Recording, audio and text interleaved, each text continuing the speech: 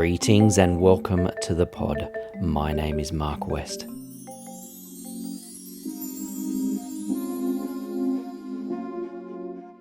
Justine Nolan, Director of the Australian Human Rights Institute at the University of New South Wales, has swum all 45 of Sydney's glorious ocean pools. Inspired by the book Places We Swim, and if you have a look back, you'll find my episode with Caroline and Dylan, who created Places We Swim, Justine journeyed across Sydney at the end of COVID, enjoying our newfound freedoms, to explore one of Sydney's most unappreciated yet sublime features. We started our conversation in the usual way.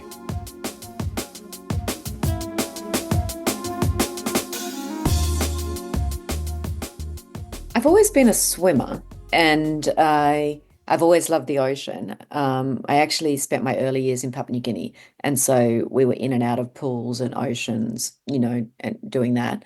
Um, but then I lived in Canberra, during high school, so less ocean access there. But I've always enjoyed the water and swimming, yes. But then, in my more contemporary age, I feel like the ocean, just diving in the ocean gives you a total different feeling from, anything else. Yeah, it's a bit of a trip from Canberra to the closest ocean. What would Yeah. that be? Jervis Bay, I suppose. Yeah, down the south coast. Yeah. And what made you think so? I found you. I found you through the UNSW newsletter actually, and then just started googling, and I saw your article about swimming in all of Sydney's ocean Yeah. pools during COVID or just towards the end of COVID. What made you think to do that? Because that's a really cool project that I kind of wish I'd thought of myself.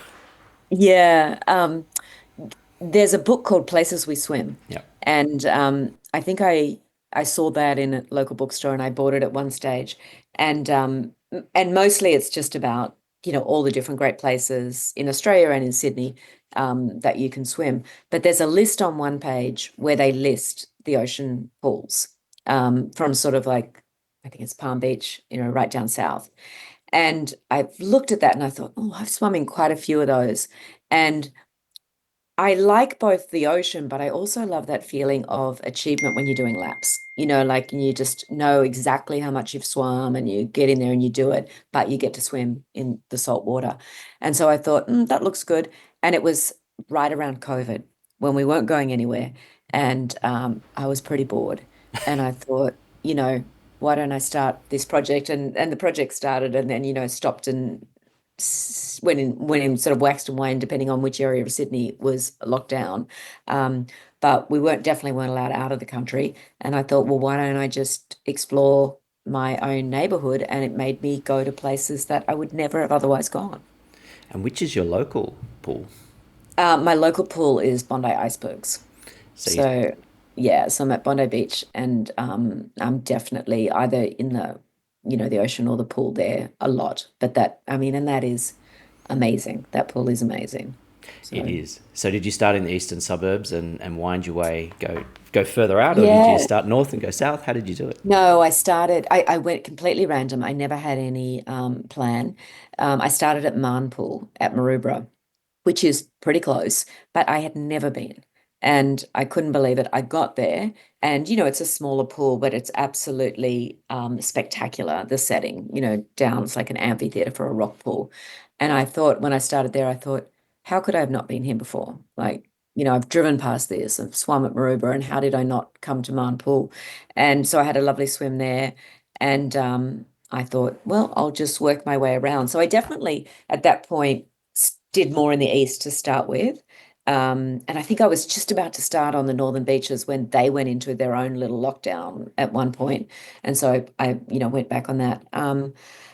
Yeah, so I just started randomly, and sometimes I would go with a friend or family member, and so it might be where they wanted to go, where they hadn't been, or if I was driving, all the way to Palm Beach, or from me, down to past Cronulla, I might do two in one hit. So I did, I grouped them like that, but otherwise it was random, with it.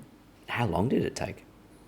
That's a good question. I didn't take exact note of that, but I think I started in September and I finished just before winter. So sort of like Okay. April, May, I think it was. And it got extended a little bit because I got locked out of the northern beaches at one point. Yes. So but yeah, so I wasn't I didn't want to rush through. I mean, I sort of was rushing through it at first, like, oh, I got to get check off my list.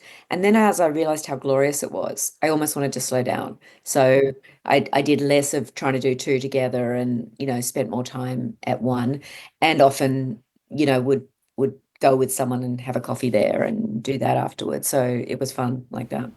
Yeah, I think it'd be nice to slow down and take your time. So did you just, just jump in and get wet, or did you swim 5Ks, or No. what's your Well, criteria? of course, I always had rules. So I had the rule that you had to do a minimum of 1K for it to count. But if you had a beautiful pool like Bilgola, then you might do two. I don't think I ever went above two. But in order to count, you had to do one. But there was some tweaks to that rule. Like, there's this tiny little sort of almost more of a rock pool at the northern end of Coogee, forgetting its name. And you really can't do a Yeah, kilometre in that. And on the days you do, it just washes in and out. So I did, 15 minutes was that, and then I swam across the bay in Coogee and came back. yep, Um, yep, or you have the pool at the southern end of Coogee, which is tiny, that's the smallest one. And so I did a bit of that and then again swum across the bay. So, and Shelley, the pool at Manly, the one at the Shelley Beach end, again, tiny. So for that, I sort of made sure I had a decent swim, but I didn't necessarily do the whole K. All the other ones were completely capable of doing a K or more. It was only just, there's about three or four that are small yeah, with it. yeah. And what did you prefer? Did you prefer the harbour pools that were a bit sort of mucky with jellyfish, or did you prefer the wavy ones on the I feel coast? like you've answered the question for yourself in that one. Um, Definitely the ocean pools. The harbour pools were interesting in that they usually sent me to places in Sydney where I hadn't been. I'm like, would I really go and swim, at Charter Bay or somewhere like that? So it was great to go there, but they were often a bit more murky, and some of them were a bit jellyish. So you don't love that. So the ocean ones, I sort of really embrace the history and the stunning settings often of the ocean pools, and particularly a lot on the northern beaches are just amazing. Most of them are 50 meters. They're spectacular. So I definitely preferred the ocean ones, but the harbour ones were interesting because I think I wouldn't have otherwise ever swum in those Yeah. places. Do you still do it? Are you still venturing out? Yeah, I mean, I really probably just go to ones I prefer now, not really back to the harbour ones. Um, but occasionally, like like the summers, I'll still make an effort to go to Bilgola because I think that pool, is amazing. Or both South and North Kirkle. South Kirkle has the big 50-meter, and North has the sort of that zen-like smaller 20-25 meter pool, which almost looks like you could be in Thailand or somewhere like Yeah, that. yeah. So I will definitely make an effort to go to my favorite ones, particularly in summer. But in winter, I'm just going to anything that's close to me, which is, you know, icebergs, or I love Wiley's. Wiley's at Coogee. That's probably my top, favorite pool of all time. Just don't be in the pool at Bilgola when they're cleaning it. And Exactly, when they open the valve and you get sucked I out. think they might have changed their policy, some policies around that after that. Yes, that was a horrific incident that I couldn't believe. I met a friend at Belgolo and he's like, "Have you heard about this?" And I'm like, "What?" So I looked it up. But yeah. No, I mean somewhere like Wiley's, I think, is so amazing because you have the natural sea base. So you swim with fish, Yeah, there's an octopus that lives in that pool. It feels like you are swimming in the ocean yet with the joy of laps. yep, yep. Do you like swimming in winter or as well? Um, yeah, I mean, I never swam in the ocean in winter, completely through winter until COVID. I would always migrate to a pool, but an outdoor pool, but I'd always swim in pools during winter. I don't like indoor pools. And so I'd swim in outdoor pools. And then during COVID, everything shut down for a while. So I thought, I've got pools that I can still swim in. They're Yep, free around the city. So I swam, and then I think once you start swimming in winter, you get a little bit of addicted to it. yeah, You sort of, and particularly in Sydney where the water takes so long to warm up, that sort of September, October period when everybody rushes back to the ocean, it's really it's still cold. cold. Yeah, Yeah, it's still cold now even. But if you've been swimming all winter, you're like, ooh, 18 and a half degrees, straight in. 19. Yep. So you feel really good, and I do think that you get a high from cold water swimming that you don't get, from warm water. And in winter I'll stay in a lot. I'll just do a K or something and get out. I'll stay in a lot less. But I think the exhilaration you get from cold water swimming is, I mean, I know there's lots of people who are experts on that, but it really does feel genuine to me. I feel, yeah, head feels clear, you feel amazing. And so I do, I mean, I don't swim every day in winter, whereas I might in summer, but I really make an effort to make sure I'm in the water, the ocean water, a couple of times a week.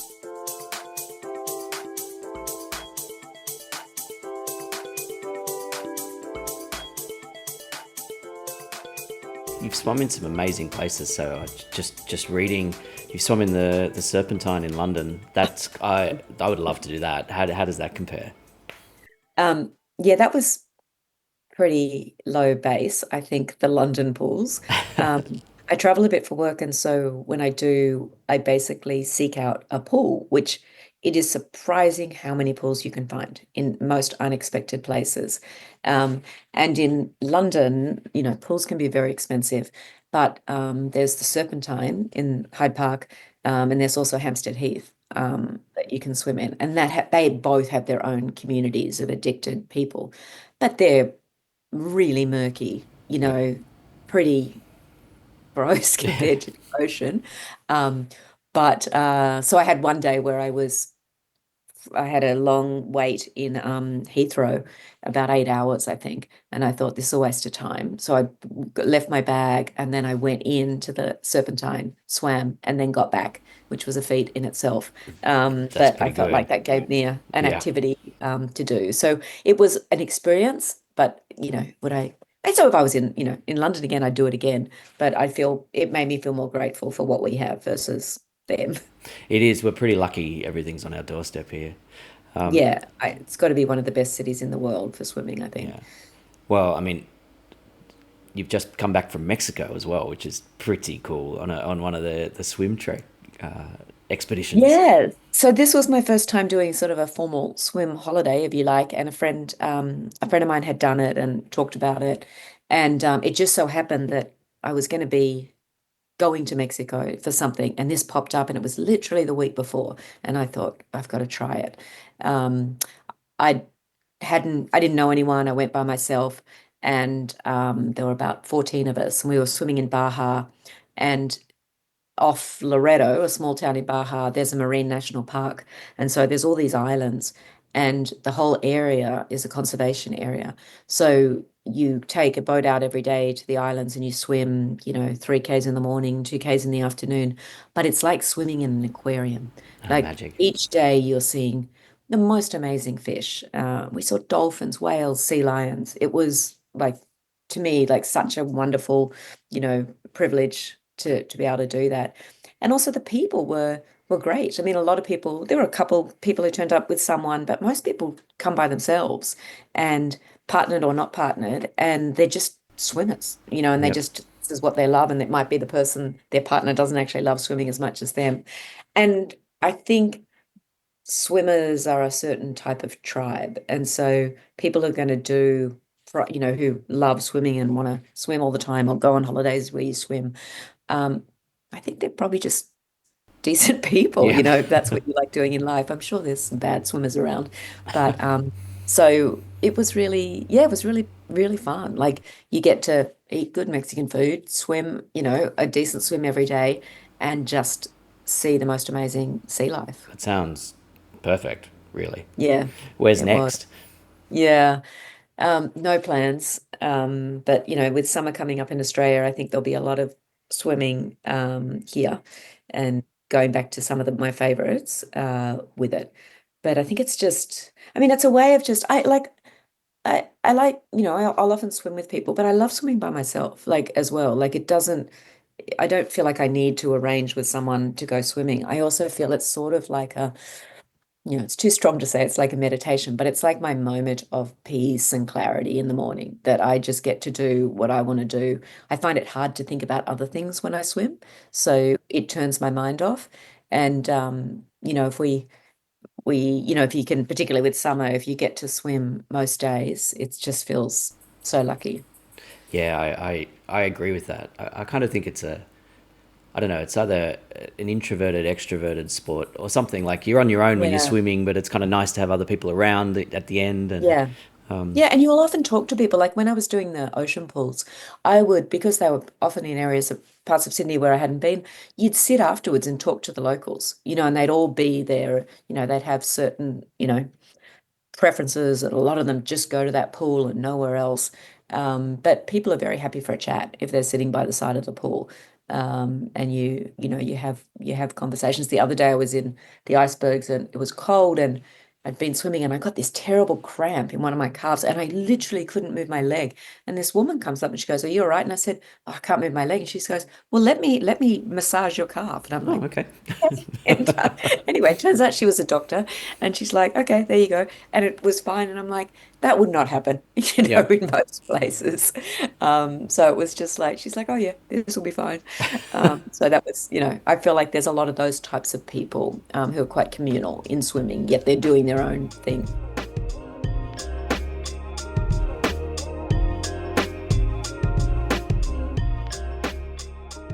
Do you have any plans? Well, you have no plans yet, but is there anywhere on your bucket list that you want to swim in the world?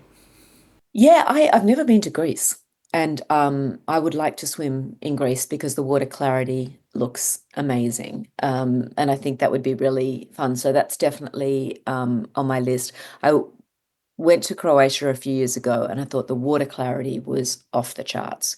Um, you just could see, even if you're swimming in the harbour, you could see down the bottom. And so people often talk about Greece being the same, and so that in the next couple of years, I'd love to, do a bit of a swim around there and see that. So that would definitely be on my list. But I think I mean the Mediterranean, you feel spoiled, I think, if you go there. But for that sort of clarity. So I like a mix of sort of ocean and waves and then just flat water. But that would probably be first on my list. But really I'd be happy going anywhere. Going anywhere? Yeah. Yeah, I mean, I do prefer warm water. I'm not like a masochist that wants to go and swim, in freezing water or wants to swim across the channel. No interest in that sort of stuff. I'm just like, what makes me happy. And so that will be often a, warmish water swim where I can see some sea life. Yeah. So no ice swimming in your future. No, I don't have some grand plan to swim in the Arctic or, cross some, thing. Those people who do that are amazing. I'm just very happy doing my swims in my own backyard as Yeah. well. When I googled you, I did find some results in the ocean swim series around the Sydney over summer from previous years. Are you swimming competitively? No, I will swim. I usually swim the Bondi to Bronte because it's on my doorstep. Yep. So I usually swim that. I have swum some other swims, over the years. And when I was younger, I did more, and I've done the Manly swim and those ones. But yeah, I think I do more now. I do more what's convenient and don't always love swimming with 2,000 people, Yep. in an ocean swim. But it's a fun thing to do. But I'm not like a fast swimmer. I just enjoy swimming. So I'm a very competent swimmer, but I'm not like a speedy swimmer. So I think it's fun to me. And some of those group activities are fun. Yeah. I mean, it is something in those swims. You get a kilometre off the coast, and you're still swimming a couple of k's. So you're Yeah. you're underselling yourself a little bit. Yeah. Yeah. No, they are pretty cool. And I think, and particularly the one, I mean, you go around the point at Bondi to Bronte and you look up at the cliffs and it's spectacular, Yeah, that's amazing. that what you see. I mean, they're all spectacular. The Manly one is spectacular. Um, swimming out to Wedding Cake Island, amazing. So to live in a city where you have that option, pretty much in from now till the end of summer in Sydney and surrounding New South Wales, you could do one of these every week if you wanted to. And some people do. So that's pretty, we're pretty lucky to have that opportunity. Do you have a favourite, or are they all your A children? favorite place to swim? Yeah. Um, I think it would be a tough, well, I was going to say, Wiley's at Coogee is definitely, in my top one. The icebergs at Bondi. Um, I love Bilgola, their pool, because of that dramatic cliff. on the side. The Narrabeen, North Narrabeen is beautiful, with sort of the openness of that pool. They'd be sort of, my top three or four. I would go. But then, if you want that really zen feeling, then I think North Curl Curl or the ladies' pool at Coogee MacIvors. That one is almost like when you go down to it, it's like you enter into this little grotto, and that is amazing as well. So if you haven't done swimming in any of them, any of those top five or six would be a must, I think. Yeah, well, I haven't done the ladies pool, Yeah, obviously, probably but not. is it Probably not. is it a lap pool, or and I guess it's probably got a Yeah, it different vibe, is. does it? It is, but it's about I want to get I think it's about 20 meters. So it's smaller. But again, it's right at the bottom of a cliff. So once you're in it, no one can see in there. Right. And Yep. you have the view out to the south of Coogee or the Coogee beach. But it's very protected and it's on a cliff. So it feels like a grotto in it. It's often quite cool because it gets a lot of shade. So it's always, so it's not the sort of the place where you want to go and knock out 2Ks. It might be that you want to go and wash the end of the work week away and have a little bit of a swim and sit there and contemplate the world. It's very beautiful for that. Yeah, I suppose that's what it's for as well. Yeah, I Yeah. think it's sort of a bit, I mean, it feels a bit like a meditative space, that you can do and have a very, quiet catch up with Yep. people. Yeah. I think I'm a bit like you. I mean, when I swim, I can't think about anything else, and the Yeah, cold water is quite enveloping. There's yeah, something about it that exactly. the full body immersion is. There's not many Yeah. other sports like it, I don't think. No, I mean, and people sort of pay money in winter for the ice bath and things, and I'm like, why don't you just go jump in the You could ocean go if you jump in know the it's ocean. very, Yeah, it's, it's right I mean, I there. know the ice bath is colder, but if you can stay in for, 15, 20 minutes or something, you can lose feeling in your hands, but you definitely get a lot of clarity in mind, I think, in relation to it. Maybe you are on your way to ice swimming. No, definitely not. I have no interest. And I don't wear a wetsuit. So I don't like, I just, I graduate to two pairs of swimsuits and a double cap. That's Yep. all. I Yep. don't want to have to go somewhere where I need it to be colder than that. I wouldn't have the fortitude to be swimming all year in the UK and stuff like that. Those people, they're amazing. I Different wouldn't be breed. up. Yeah, exactly. Exactly. Yeah. More risk of I don't know, E. coli in the rivers as well, I imagine. That's probably too.